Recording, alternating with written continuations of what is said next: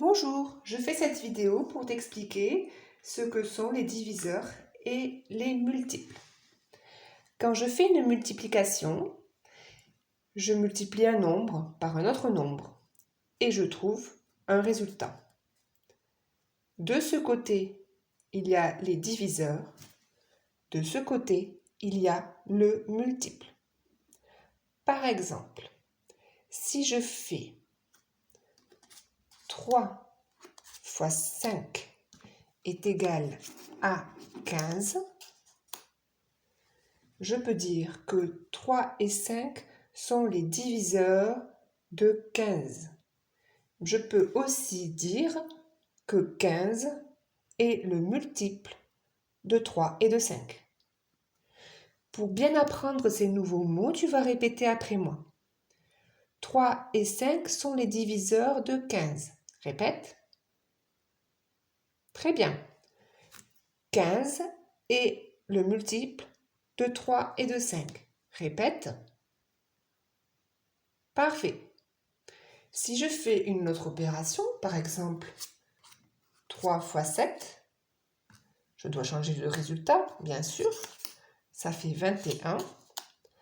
Alors je peux dire, et tu vas trouver le mot toi-même, je peux dire que 21 est le de 3 et de 7. Il fallait trouver le mot multiple, parce que 21 est le multiple de 3 et 7. Je peux aussi dire que 3 et 7 sont les de 21. Il fallait trouver le mot diviseur, parce que 3 et 7 sont des diviseurs de 21. Très bien. Maintenant, je fais une autre multiplication. Par exemple, 15 fois 3. Je sais que ça fait 45. Je peux dire que 45 est le de 15 et de 3. Tu as raison, il fallait dire le mot multiple. Je peux aussi dire que 15 et 3 sont des de 45. Tu as raison, il fallait trouver le mot diviseur. 15 et 3 sont des diviseurs de 45. Mais il y a d'autres façons de faire 45. Alors, je vais chercher plusieurs façons de faire 45.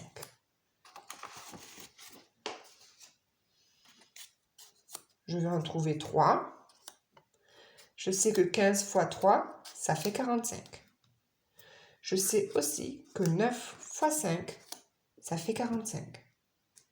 Et je sais aussi que 1 fois 45, ça fait 45 aussi.